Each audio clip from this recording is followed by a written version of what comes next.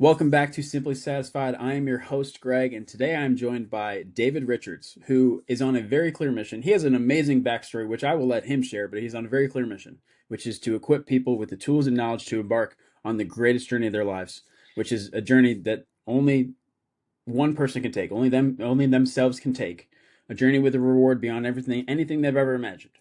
And I'm going to let David explain exactly what that journey is. But first, David, let's talk a little bit about your journey before we talk about Sure. everybody else's. Let's talk about a little bit about your journey.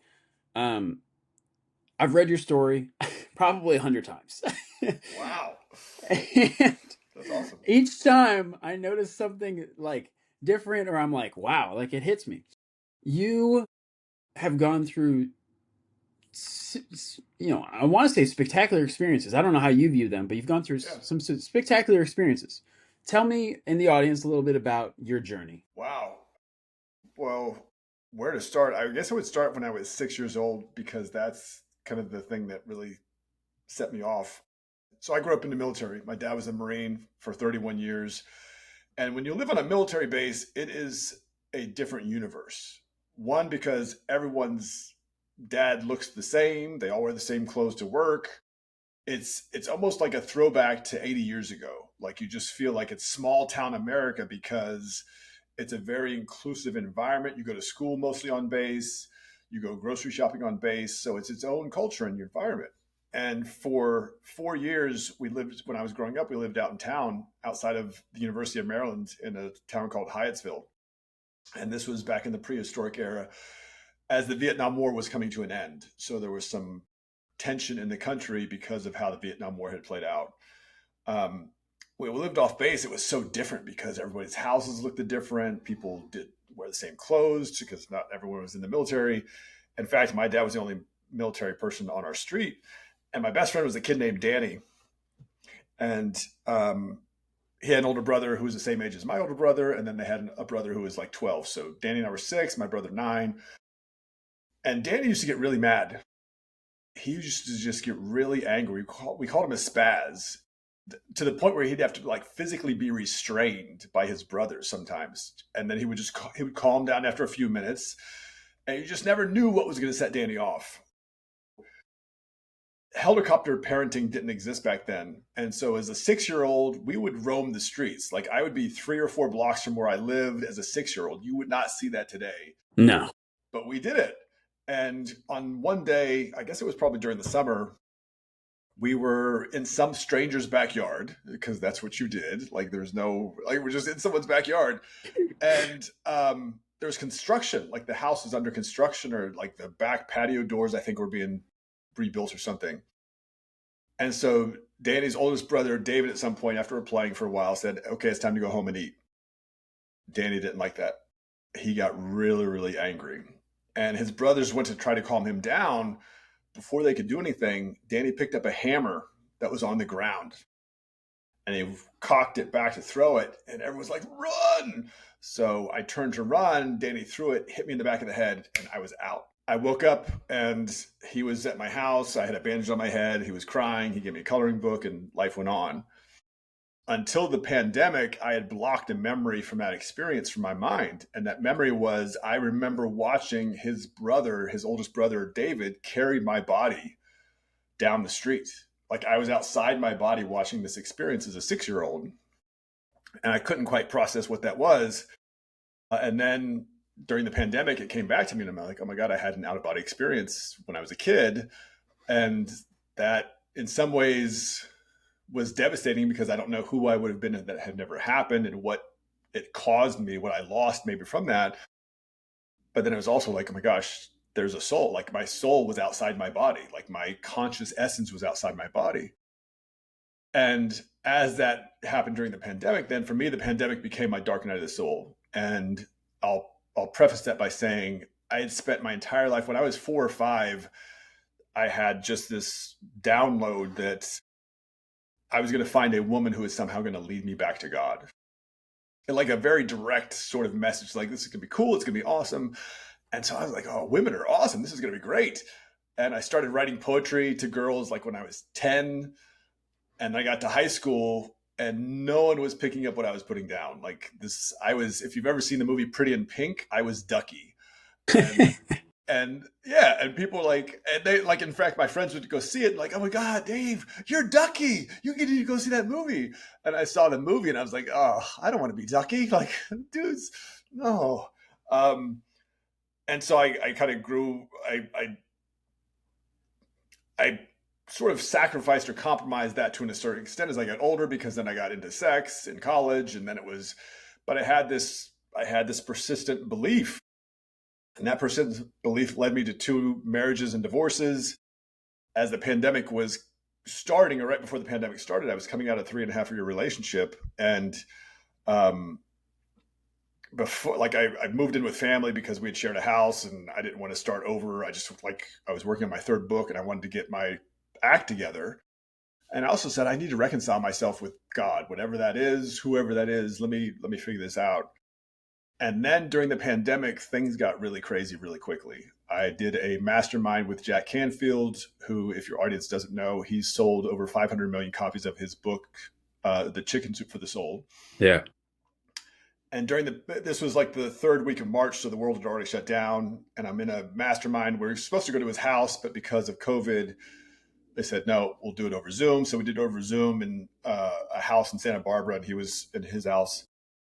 And in a mastermind like this, you sit for 45 minutes and you pitch to him your idea, if you have a program or a package or a book. And so I was working on my next book, and they wanted to talk about my book before that. And I said, well, wait a minute, let's hear about who you are. And I said, okay, well, I've been looking for love my entire life, trying to figure this thing out. I wrote my last relationship. I wrote the woman a poem a month for 6 months, or excuse me, a poem a day for 6 months. Sometimes it was 2 or 3 poems a day, because I just wanted to conquer love, whatever this was. And then the relationship ended. And so I talked about my book idea. And towards the end of it, Jack's like, you've got a year. And I was like, what does that mean? Like, I've got a year? What do you, like, to finish the book? What are you talking about? And at this point, you didn't really have a sense of what the pandemic was going to be like psychologically.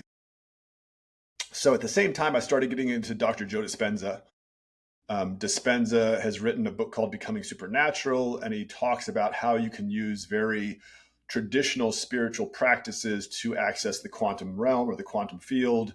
And that's where magic happens. And it's really beautiful because they have scientific documented evidence where his work has helped people cure themselves of cancer, Parkinson's, traumatic brain injury, and all these things. So I get back from Santa Barbara and I'm doing these meditations. I'm like, okay, this is kind of cool. And I did one meditation. It was March 31st, 2020. And it was called Tuning into New Potentials. And the idea is that you pull your conscious awareness out of your body to fully go into the quantum field. So it's 8:30 at night. I'm sitting in my bedroom of my family. I'm staying with family now. And I do this meditation. And after, I remember, like, I felt my awareness leave. And then it was just this stream of information coming in. And it was all these themes about why my life had turned out the way it had.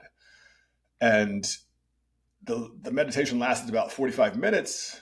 And I came out of it. And I was like, that was my judgment day. Like, I just literally went through my judgment day. It was that clear. That's what I was receiving, was my judgment day. I'm like, this is wild. Like, I'm still alive. Like, obviously I'm still here. And so it's kind of cool because now it's like there's this pandemic. I was dealing with the heartache of finally being out of this relationship and not jumping into one as I'd always done in the past. So I start working on my third book, and this time I decided I'm going to work on the book, but I want to journal the book instead of like writing it on my Mac. And it was kind of a visceral experience to do that. And so it was the next Saturday, April 4th, and I took a break after a few hours of writing, and I pulled up on Instagram. And one of the things I had done to kind of soothe my ego from this breakup of the relationship was people had set me up on dates, and I was like, you know what, I need time to sort this whole situation out, because I hadn't really processed my divorces and decades of trauma that I subjected myself to. So I started following beautiful women on Instagram, because that's the mature thing to do to soothe your ego. Yeah, of course.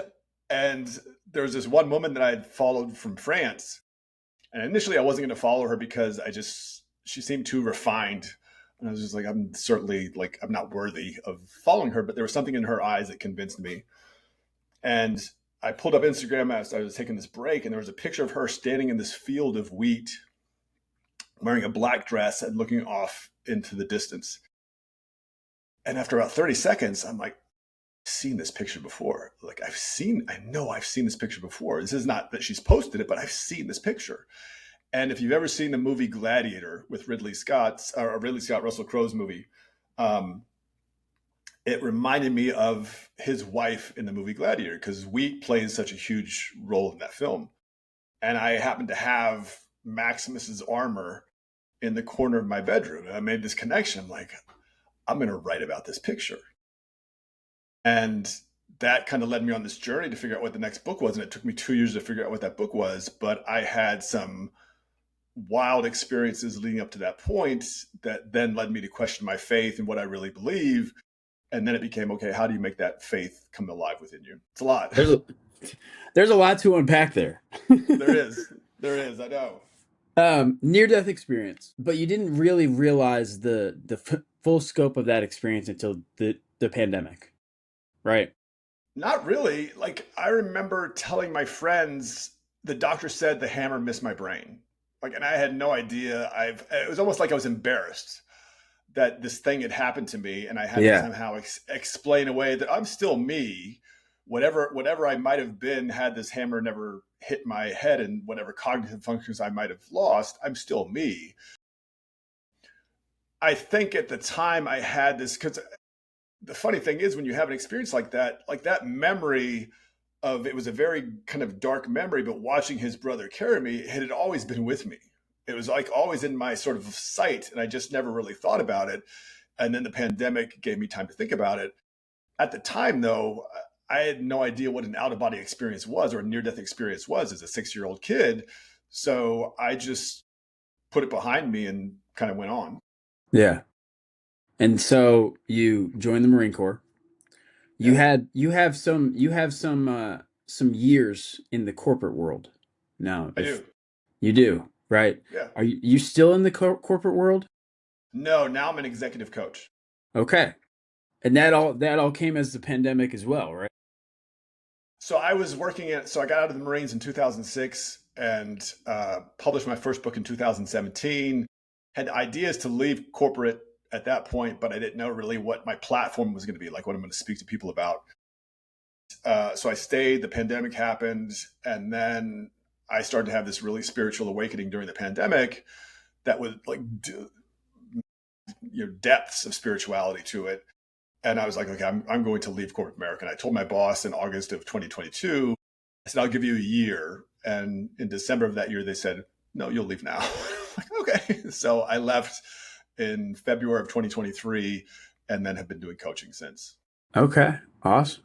Awesome. Now, Jack Canfield told you you have a year, and you told your boss, I'll give you a year. Like, where's this year coming from? Well, yeah. So what ended up happening, so when I saw this, so as a creative person, like my first book, I wanted to be Stephen King. Like I wanted to be the next Stephen King. So when I got out of Okay. the Marine, and I got something published when I was in high school, so I had some like sense of, okay, this is cool. This is what I want to do. Like I want to work for Hollywood or whatever.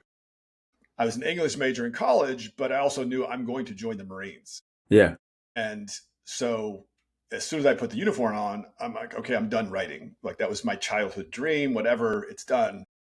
And then I started writing poetry again in the early 2000s. And that was exciting to me because I'm like, oh, this is really cool. So when these things started happening in the early part of the pandemic, it was, as a creative person, I could put them all together. And I did. Like my next book is about, I made a causal relationship to what I personally was experiencing and the pandemic happening, Jack Canfield's weird cryptic thing, seeing this woman. And then I was like, and I was like starting to flirt with marijuana. I'd been flirting with it probably for about a year. But then I started to realize, well, wow, it really enhances some of these spiritual experiences.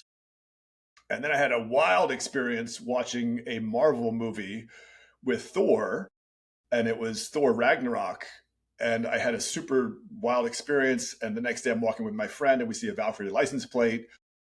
And then I watched the first Thor movie and I see there's a direct reference to King David. So this is all in between March and May of 2020.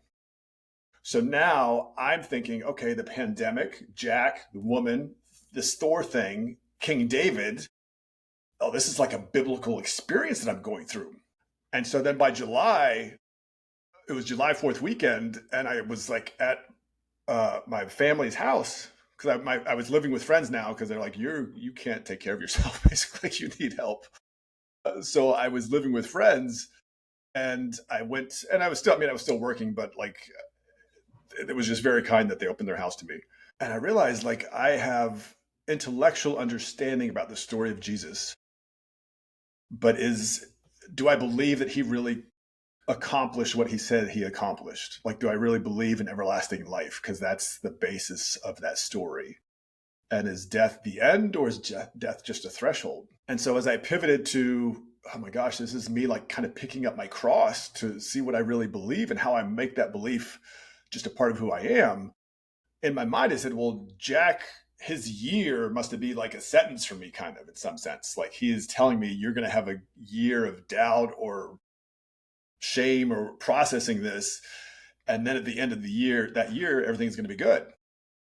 And so that was kind of what I was operating on. If I can just make it from April of 2020 to April of 2021, things are going to be great. The pandemic will be over. Life will go on as fantastic. This woman who has now inspired me to write my next book, we'll have a relationship, and things will be happily ever after. And obviously that didn't happen. You never met the woman? We've talked a little bit. I started, like, in the summer of 2020, I started saying some really beautiful things to her online, and she would just say thank you. And then in January of 2021, I said, you have inspired my belief in heaven, and I'm writing my next book about it. And she was like, okay, thank you. Then in February of 2023, I had sent her a copy of the book, and FedEx wanted to charge her to pick up the package. And so she reached out to me. She's like, who are you? What is this? I don't want it. I'm not paying for it. And I just said, well, I told you had inspired my belief in heaven, and I'd written the story about it. That's all it is. Give me the bill and I'll pay for it. I didn't hear from her again. And the next day I had this download that she had picked up the book. And the book is called Love Letters to the Virgin Mary, The Resurrection of King David. So it's obviously a very kind of deep spiritual book. And then last year, we're fast forwarding a little bit, but last year during the week of Easter, on my newsfeed. So she's a school teacher in France, but she's also a health and fitness instructor, or not. Excuse me, she's a bodybuilder, but she appears in health and fitness ads. So last year, I stopped following her in February of 23. Last year, during the week of Easter, for the first time ever, one of her ads appeared on my newsfeed. Yeah, and I was just like, okay. So then I sent her a note last June. I said, I stopped following you because I needed to focus on my faith in me, but here's what's happened in the interim. And oh, by the way, your birthday, which this is true, her birthday is the same day that Catholics celebrate the Feast of the Immaculate Conception, when the Virgin Mary was conceived. That's December 8th. So all these things were true, but no, we've never spoken directly or live yet. And I get it, because it's, for me, it's, you understand, to reconcile your journey of faith, it is your own hero's journey, and you have to, it's not about anybody else. It's about how you interact with everybody else. But there is a personal ascent that you get to undergo and undertake. And that's what I've been doing for the past few years. Yeah. Okay. So now that we've gone through your journey, Yeah. let's talk about other people's journeys. Yeah. And before we dive into that, actually, you mentioned a lot about faith. You mentioned a lot about spirituality, um, divine identity. What do you mean by those terms? Faith is, well, let me contrast it with the challenge. So I was on a podcast last week, and the woman said, you talk a lot about like Jesus and stuff, but you're not really religious. I'm like, yeah, because religion today, my perception of organized religion today, and Christianity in particular, certainly in the United States, is it's an intellectual process. You go to church, you sit and you do these mechanical motions and activities, but there's no sense of how do you change your physiology? How do you change your physiology from a faith perspective? And so I look at it as religions are kind of like cruise ships. There's a structure, there's an order, there's a dogma that you necessarily subscribe to, but someone else is kind of steering the ship. Yeah. Faith is a kayak. Like faith is you looking at the waters of your life and figuring, how do I get to where I am, or from where I am to where I want to go? Like, how do I navigate those waters? And there are people who've had success. Dispenza's work, Dispenza talks about we are gods. Like there's one God, but we're all a part of it. We're all gods. And there's a biblical reference to that. Tony Robbins talks about being a Christian. And yet he doesn't tell people what to believe. He just says, here's kind of the parameters of how you do those things. Like where you put your attention is where you put your energy. The more you put your attention on something, the more you're going to bring that to life within your world. So faith to me is a very personal thing that also comes around with how do you create that into your physiology? How do you convince yourself of the certainty of something? And once you start to realize that level of assent, then you start to see it in everyone else. When you come to spirituality, the other challenge that I see, certainly with organized religion, is it's very much in the Newtonian model of reality. I mean, it's a very fixed three-dimensional kind of thing. And as soon as you step into quantum physics, you start to see then spirituality is the energy. There's this energy that we're all a part of because quantum physics says it's all connected. Everything's connected. Everything, the buildings, your cars, your clothes, it's all energy vibrating at frequency. And when you get to that place, then you're like, oh my gosh, then we're all part of something greater. There's a greater consciousness that's overarching. So then from a spirituality standpoint, it really becomes, well, how do I awaken that spirit within me? And the higher I do that within me, the more I understand it's in everyone, regardless of what they believe or regardless of what their cultural upbringing is. There must be a sense of universal truth and goodness to us all, even though we necessarily perceive that universal truth from a different experience of life because our lives are all different. And you said there were three things that you asked about. So there was a divine identity. Yeah. So Plato, the Greek philosopher Plato once said that all learning is remembering. And you look at where we are today, and there's an eerie sense, I'll say this, there's kind of a familiarity of things to me. The pandemic happened just in 2020. So 2020, hindsight is 2020, right? So that's kind of a weird connection that just happened to take place. What's even more intriguing is in 1997, these two authors, I forget their names, but they wrote a book called The Fourth Turning. And they had studied 500 years of Anglo-Saxon history. And their conclusion was that there is a pattern to history. There's a repeating pattern to history. It occurs about every 80 years. And if you look at American history specifically, for example, you can look at the constitutional crisis of 1789. So right when we're becoming a nation, a couple hundred years ago. You fast forward to 80 years, what do you get? You get the Civil War, the American Civil War. So there's an 80-year pattern. You fast forward 80 years from that, what do you get? World War II. So here's another pattern. You fast forward 80 years from that, you get the pandemic. In 1997, these two authors predicted a pandemic in the year 2020. And then what happens as we come out of the pandemic? Well, you've got the war in Russia and Ukraine. But more than that, AI suddenly takes off. AI suddenly takes off, and now it's all ChatGPT, and it's Claude, and it's Copilot from Microsoft, and AI is going to take over the world. And it kind of really is.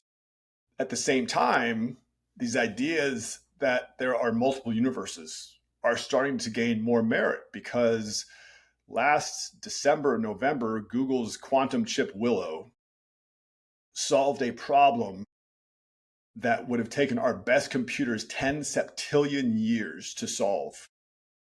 And so the people who own the computers said, well, it still has to do all these calculations and permutations to get the right answer.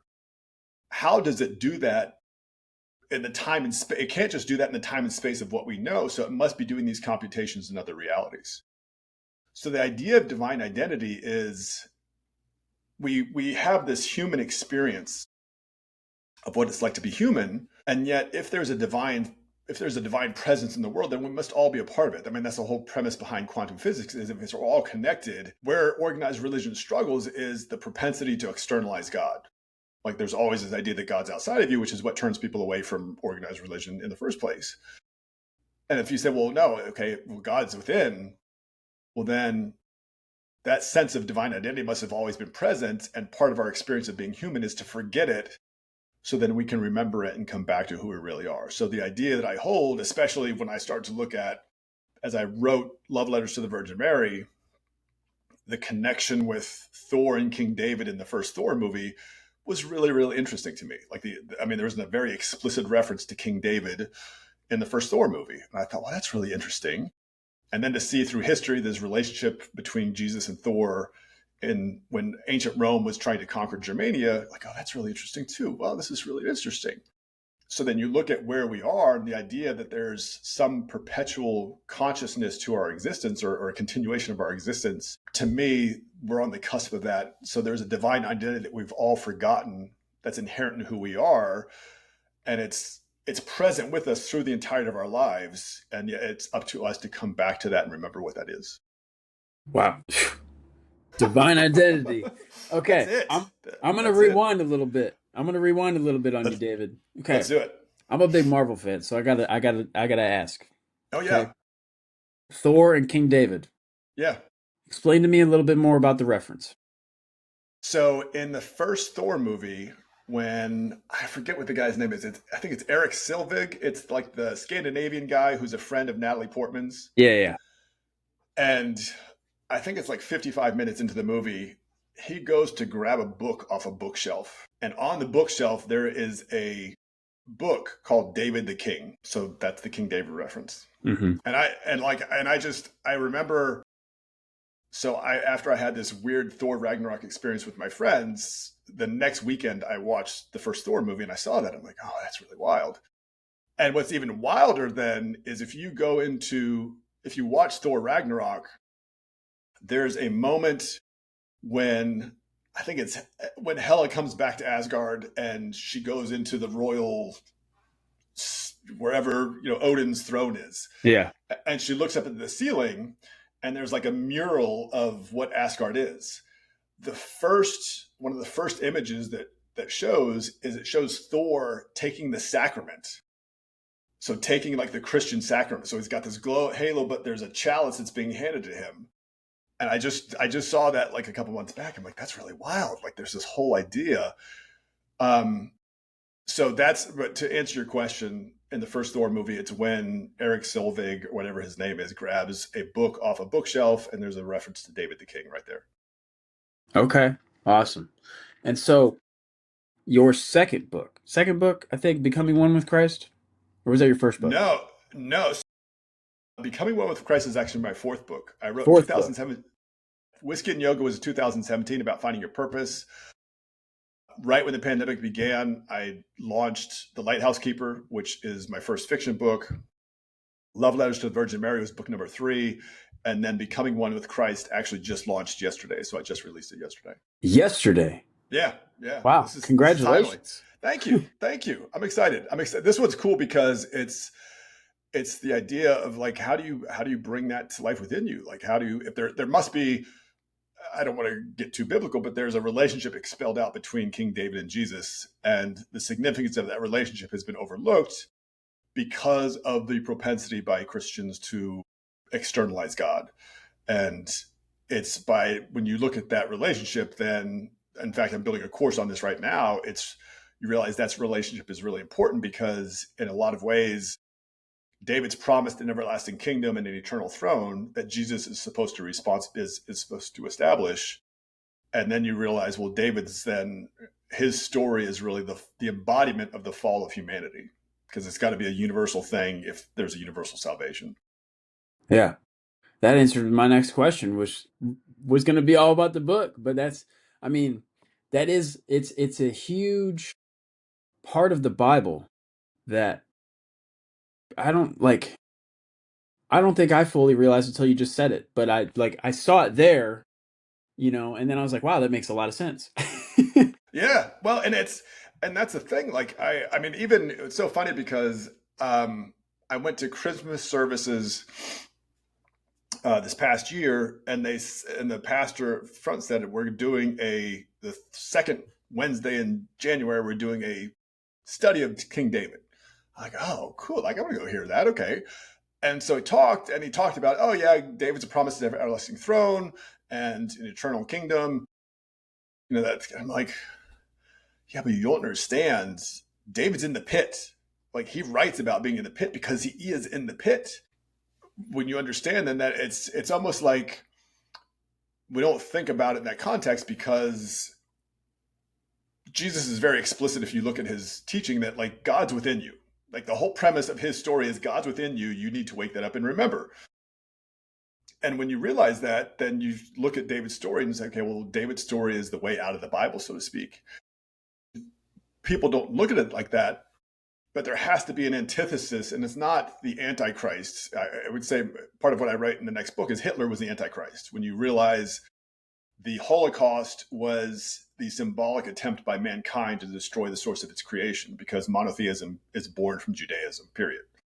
Like Christianity, Islam, it all has its beginnings in the story of the Israelites and their exodus from Egypt. But to look at that story, then you realize, well, there has to be a counterpoint. And for David to be that counterpoint, then if you think of like Darth Vader and Luke Skywalker, what's that story ultimately about? It's about the son rescuing the father. If you look at Pinocchio and Geppetto, Pinocchio rescues his father from this fish. My contention in becoming one with Christ is that not only do you awaken Christ within you and then perceive his consciousness everywhere, but that he has to save his father. Like, he has to save King David as the heir to the counterpoint to Christ's eternal reign, sitting on the throne of his father David. Wow. I got chills there. That's well, honestly, it's also, you talked about, like, everyone's got a hero's journey, and part Yeah. of that hero's journey is, any goal that you have. Like, I'm working on a screenplay to turn one of my books into a movie right now. And I've written some screenplay before, but I've never written a full 110-page screenplay before. So I've met some resistance in doing that. And it's, okay, well, who do I get to become, write this great thing? So any obstacle you face is it's like the dragon you get to conquer. It's like that's the hero's journey, slay the dragon. And as I've gone over the course, just to be able to get to the point where I could write this book, I had to slay a lot of dragons. Like, I had to go through that. And that's the journey. Like, the journey is, the greater the opponent you can imagine facing, the stronger you become to overcome it. And that's really what each of us gets to do in our own way, in our own life, because our life is uniquely ours.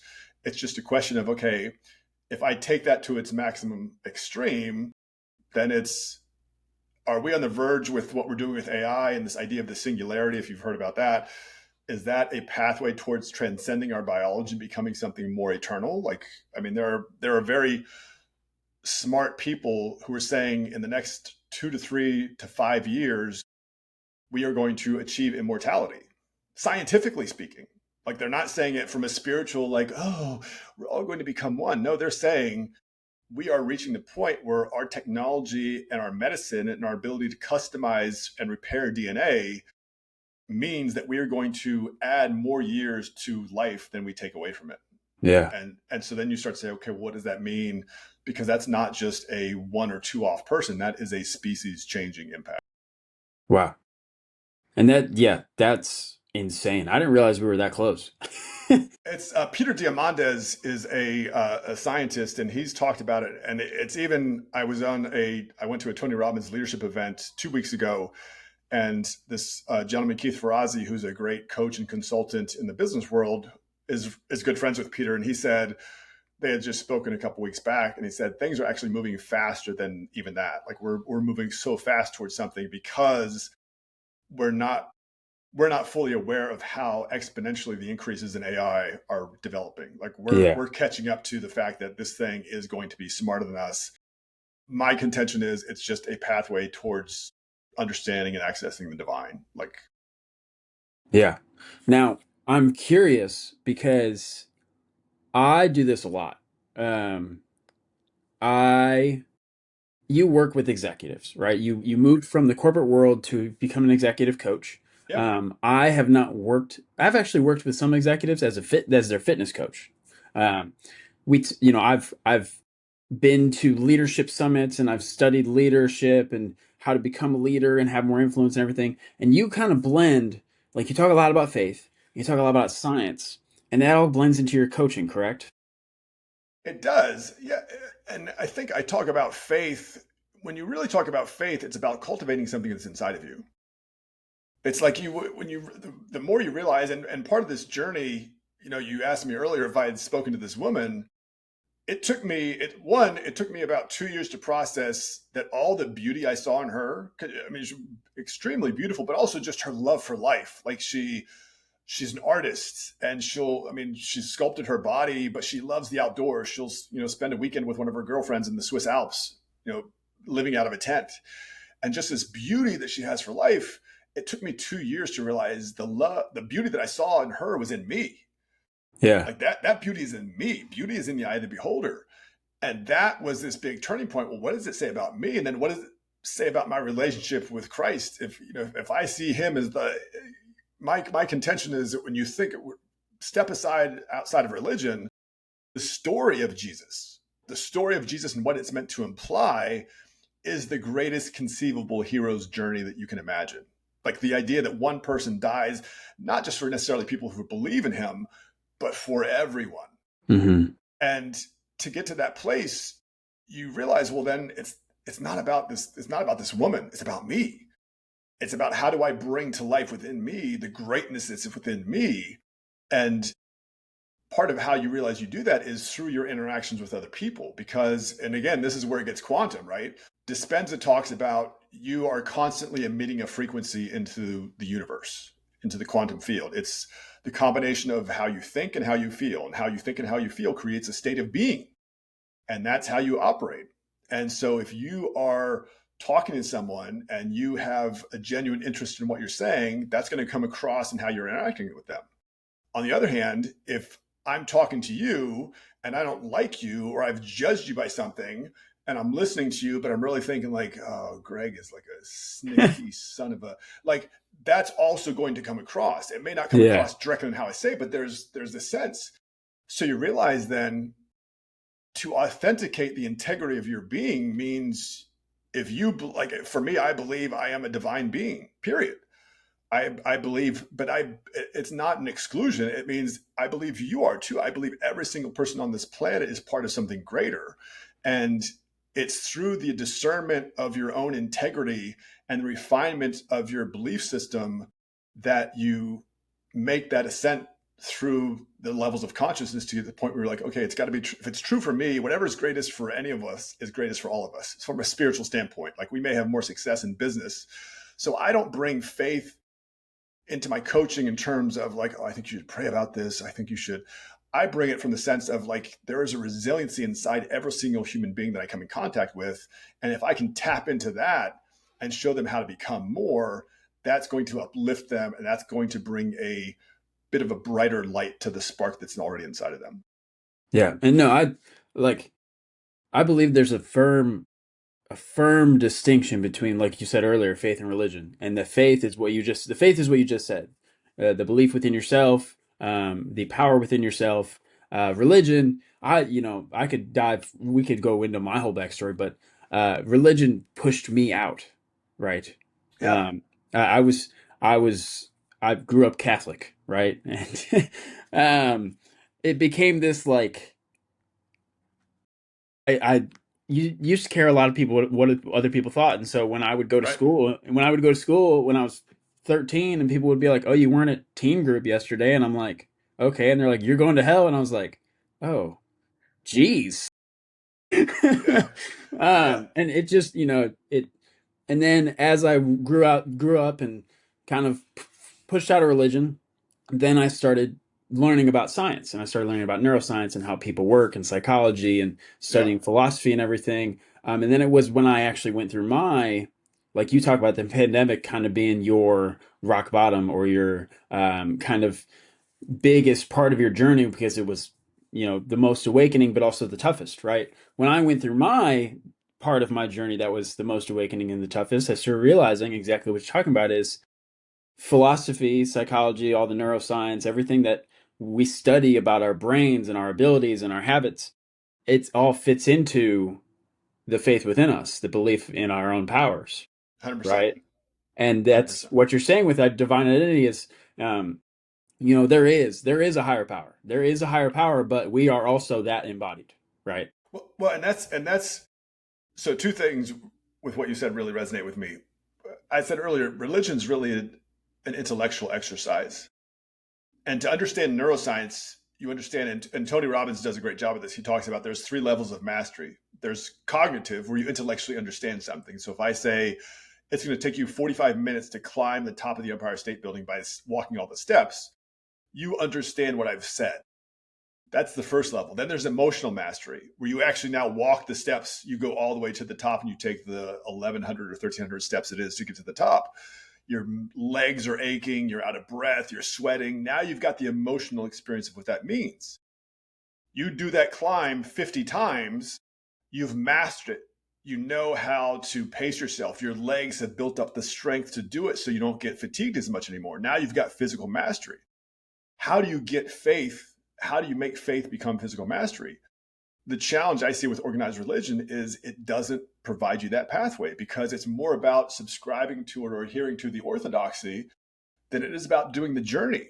And here's the mind-blowing part to me that I've really come to reflect on over the past couple of weeks is Jesus explicitly says, if you love me, or you will obey my teachings. And his teachings in these is really twofold. It's love the Lord your God with all your heart, soul, and mind. So this internal sense of love, because you can't love something outside of you necessarily. You love it inside, and then love your neighbor as yourself. So this vertical sense, or this horizontal sense. So now you think about it, that's the cross, right?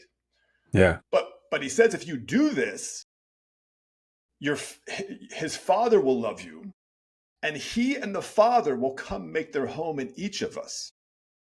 So you think about what that means. Okay, so Jesus tells me if I abide by his teachings, that he and the Father are going to come make their home inside of me. And then okay, so how do I purify myself from the shadow part? Like, how do I integrate my shadow? Because that's the psychology of Jung, is you got to integrate your shadow. Well, that's the Holy Spirit, because the Holy Spirit is going to illuminate the dark parts of you and bring them into the light. Because then you say, well, okay, this isn't aligned with Christ. If Christ is the highest conceivable good, then it's not about the Father, it's about Christ. You authenticate that relationship. But what did I just say? I said you are meant to be a host for the Trinity, not this external thing outside of you that the church practices. You are meant to be a host for the Father, the Son, and you get through the Holy Spirit. I mean, that is what Jesus teaches.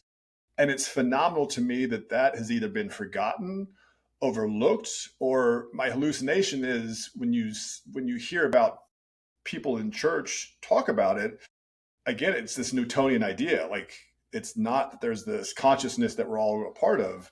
It's this physical separation, because if you can't understand quantum physics, then you're bound by the physical world. Like, you have to see things through the physical realm of reality. And I think that's what I'm most excited about, certainly in becoming one with Christ, is to crack open that idea that no, when you understand quantum physics and that becomes the basis for your understanding of how reality works, your whole awareness starts to shift. And then when you couple that with, if Jesus created two commandments that are, like, I just saw something this week that said the state legislature of Texas has agreed to teach or post the 10 Commandments in schools. I'm like, really? Like, that's 3,500 years ago. And Jesus updated those commandments by the ones I just said. He said, love the Lord your God and love your neighbor as yourself. If you do those two things, it's all good. Those two things are meant to supersede or overtake the 10 Commandments that Moses got. And it's amazing to me. So I see to you what you just said in terms of Catholicism. And I think it's stunning to me that Catholicism is as big as it is, right? It's 1.2 or 1.8 billion people.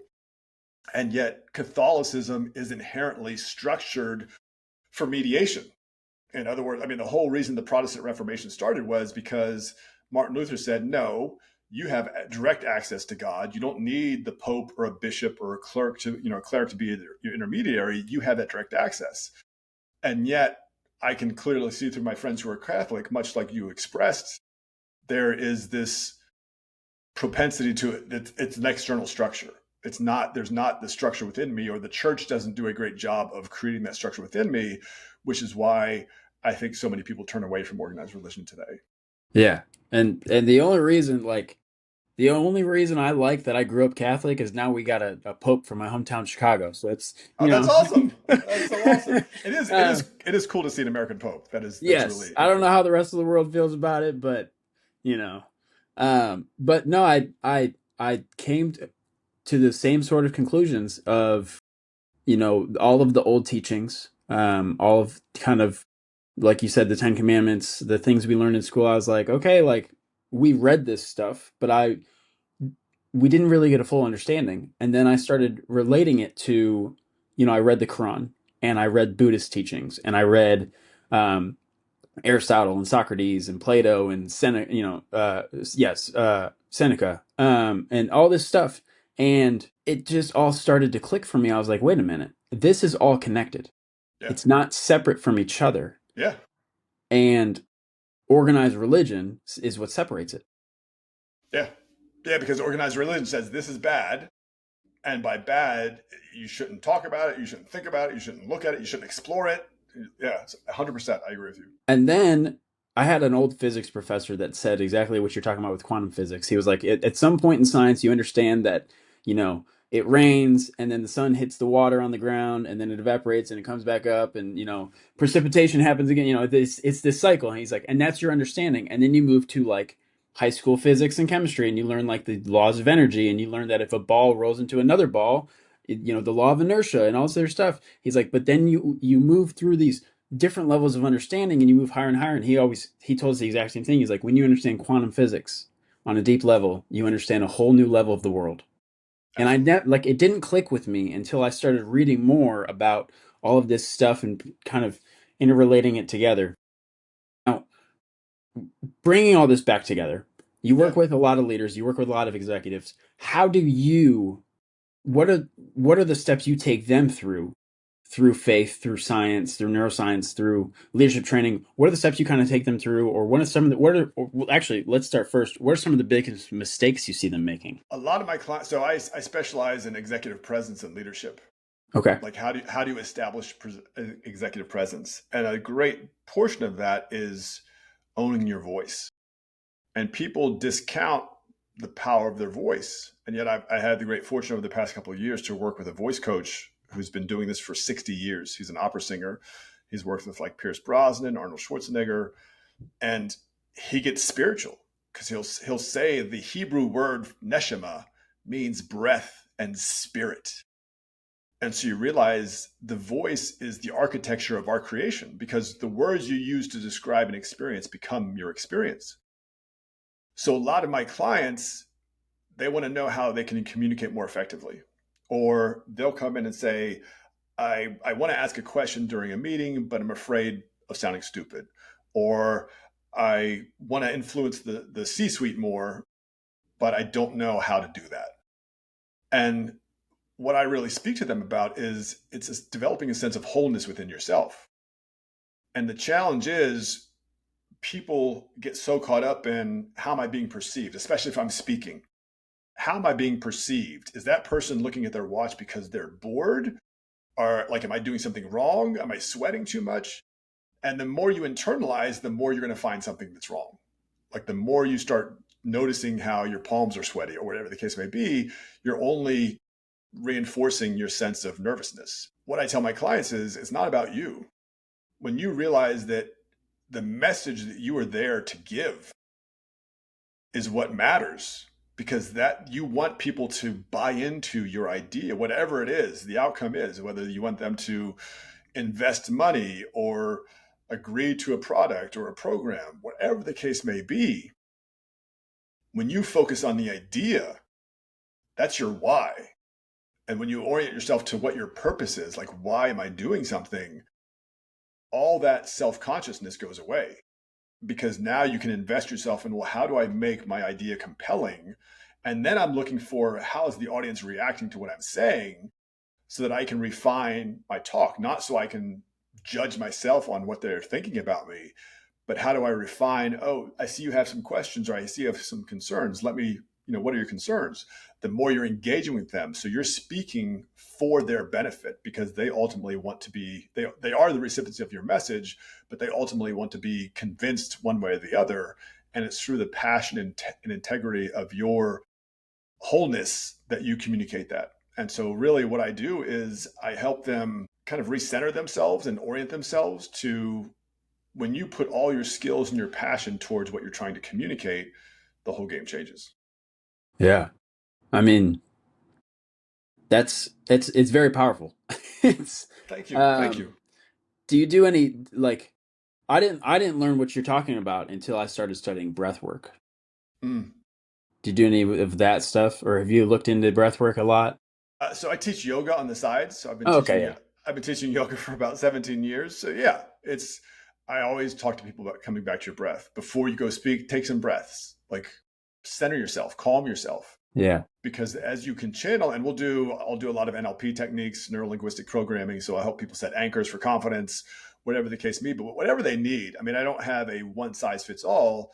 I get in with a client and understand, and there are patterns. Like, what I've come to appreciate is, as I've refined my coaching technique, people come to me for leadership, for owning their presence and having this sense where they own themselves. And it really comes through the breath, because as we said, breath is spirit. Like, Yeah. there's a spirit to your breath. And when you understand that, it took me probably a year after working with this coach to really understand.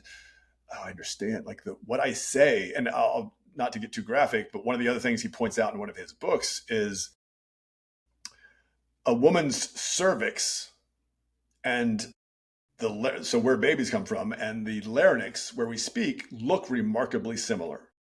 They structurally, in fact, he'll show someone a picture of a cervix and people think it's a voice box, or vice versa. And then you realize they're both vessels of creation, Yeah. literally. Like, they are literally vessels of creation. Once you come to that understanding, you become I've become certainly more disciplined in the words that I allow myself to express, because I realize there's a power to what I say. And when I can teach that to my clients as well, that's another step towards remembering your divine identity. It's certainly a huge step towards owning who you really are. Yeah. Now, do you only work with executives? I've worked with some managers, like some first time managers as well, because certainly transitioning out of the military into corporate life, I worked at Cisco Systems for 16 years, Okay. is a different experience. Like, it's such a different experience. So even though I was a seasoned combat veteran coming out of the Marines, to come into Cisco and learn the boundaries of the relationship between manager and individual contributor, it took me some time to adjust to that, because I was used to having very open and honest conversations with Marines where you could say what's what. And obviously, when you get in, it's not that you can't have open and honest conversations, but the level of a transparency is different, because, in the Marines, everyone gets paid the same in your grade, depending on how much time you've been in. Where obviously in corporate America, you pay for performance. And so there's a sliding scale of excellence that you have to be mindful of. Okay. And do you notice a lot of like you in the Marines, I assume, and yes, everyone gets paid the same but the training is the same for everybody, correct? Up to a certain point. So basic training is the same. And so in Okay. the Marine Corps, there's two places to go for enlisted training. It's Parris Island, South Carolina, or San Diego, California. And the curriculum at each of those depots is the same. For an officer, you go through some officer commissioning program. So I went through Penn State's ROTC.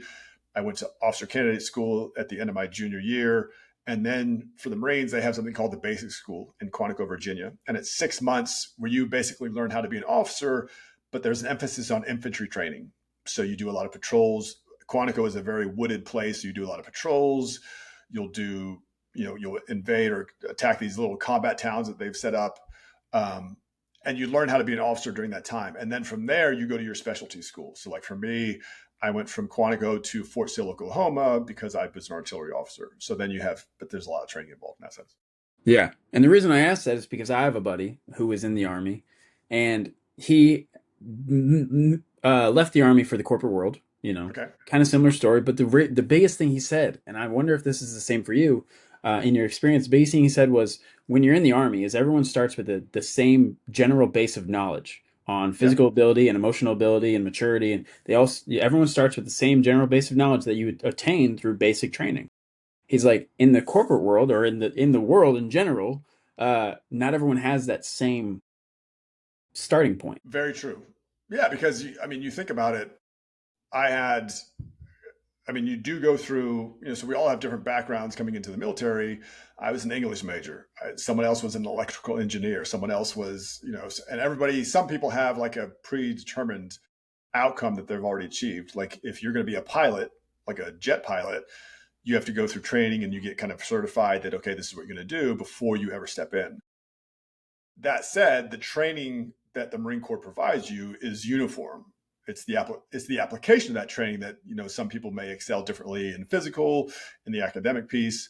When you get out to corporate America, especially if you have people who have specialized in business, then they're going to have a very special focus on business administration. If you've got someone who's been a data scientist, their degrees in data science, they're going to have a very specialization there. So it's the diversity of coming into corporate America is so dramatically different because it's how do you fit in, how do you plug and play. Most places don't have, for example, Cisco had a cool program where they would bring veterans in and they would do kind of a veterans like almost starter onboarding course. You do Yeah. like a few months of, okay, here's what civilian life is like, but here's what civilian life is like at Cisco. Here's kind of the stuff you do. And then they'd put them out and train with people who are already doing that job. And then they go do that job. But there is, I mean, certainly there's much more diversity and there's less schooling once you get to corporate America because it's more about results. Yeah.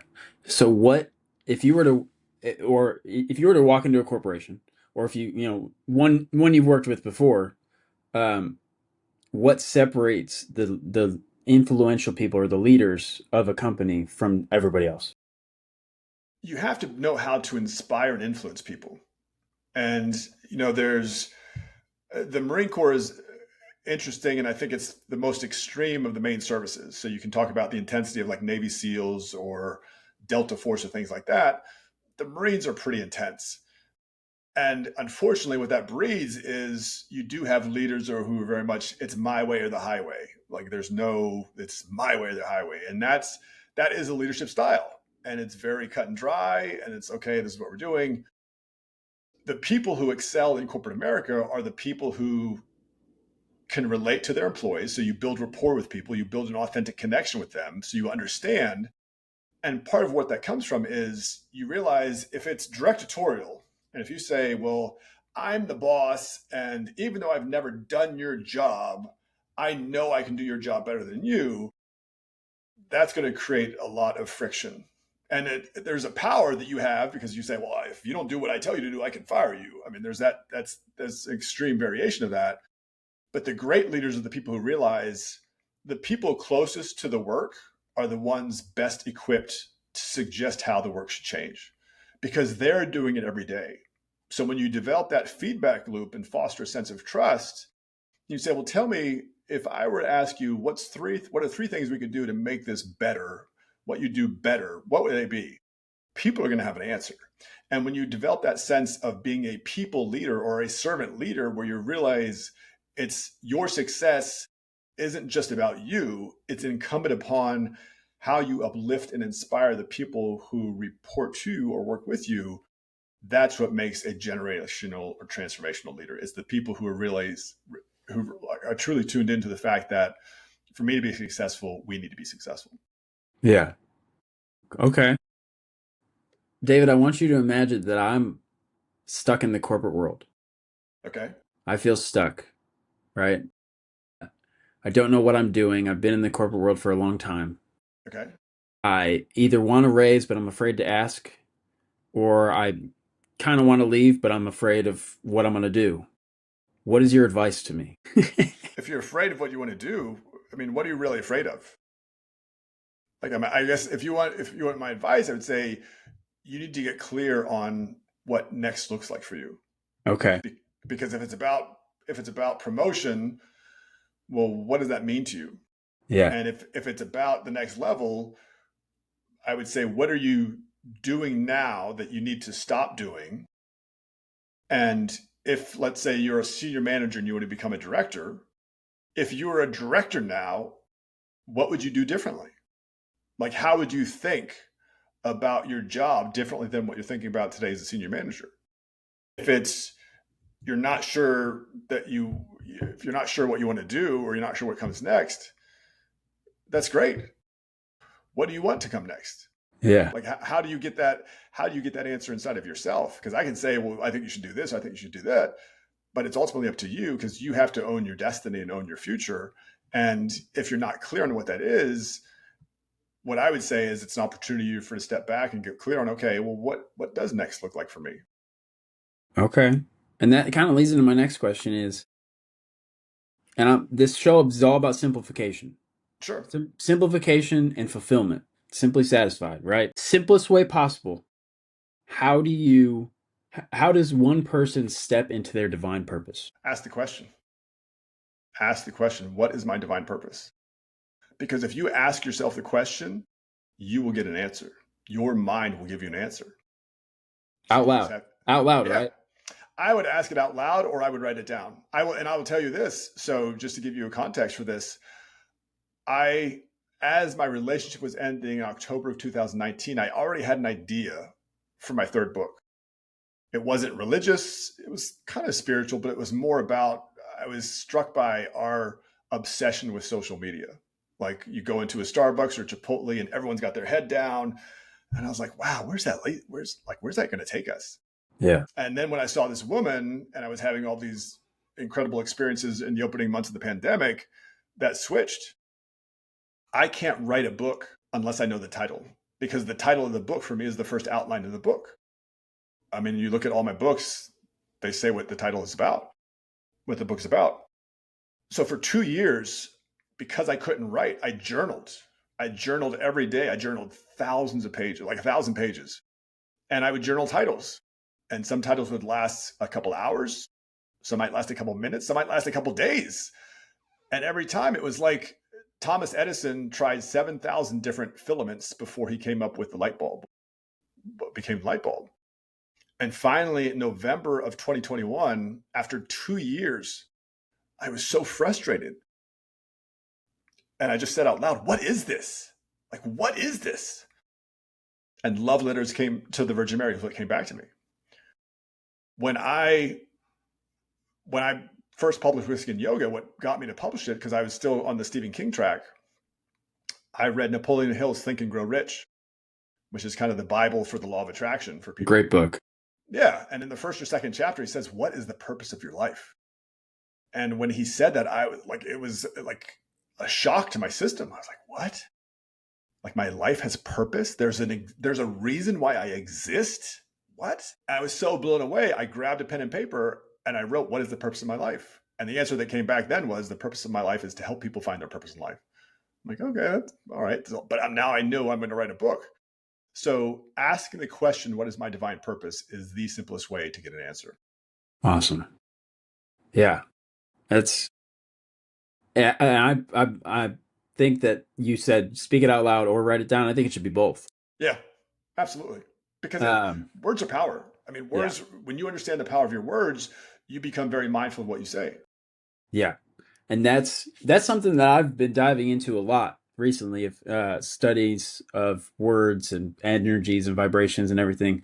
And we could probably talk about that for another 3 hours. Probably. But as we start to wrap up the show, David, I have one last question for you. Uh, Yes. it's the theme of the show. I don't know Yes. if I might have spoiled it when we last talked, but I don't think so. Um, what is one thing that you wish you would have known or you wish you would have learned earlier in life? Wow. I wish I would have known that it was all going to make sense. Like, I wish there were times in my life when was careening out of control, whether it was alcohol or like how I pulled myself out of relationships or marriages. And it was so traumatizing. I mean, whether it was, I started drinking or dealing with ulcers or just the physical process, and having if I had known earlier, like that is the test, that is health is the test of faith. If I'd been able to process that with the knowledge that I have now, that would have been great. And yet I also appreciate that I never could have gotten to where I am today if I hadn't had those experiences. Yeah, that's a great answer. Thank you. Thank you. That's a great answer. Every time I ask that question, I'm like blown away. It's a great question. It's a really good question. Do you have anything else you want to share with the audience before we end today, David? No, this has been such a pleasure. It's exciting for me to talk about this because it's a year ago, a friend of mine came out and he's been with me on this journey that I've been going for a couple of years. And one of the things I looked at was how do you knock on organized religion to wake people up? Because that's kind of what I'm here to do. It's not about subscribing to something that's outside of you. It's about waking it up inside of you to see it outside of you and everyone. That journey has been, I have had chasms of doubt. I have had tremors of like fears that I never thought would end. And yet I've come out of it now so much stronger, and my faith is so much more grounded. And that grounding has caused me to uplift and inspire and be stronger within myself and see that strength in everyone. So I would just say, for wherever you are in your journey, realize that everything you need is already inside of you. It's just a matter of remembering it's there and waking it up. That's amazing. Thank you. Thanks for having me on. Of course. Thank you for being here. And we're gonna have to do this again because there's so much more we could dive into. Oh yeah. Absolutely. I mean, everything you've touched on, we could probably branch off into 10 different things. For sure. So, it's true. It's a lot. Thank you so much, David. This has been awesome. It's been a pleasure. Thank you so much for having me on. Of course. And for everybody listening, always remember, keep smiling, keep striving, and I'll catch you guys in the next episode.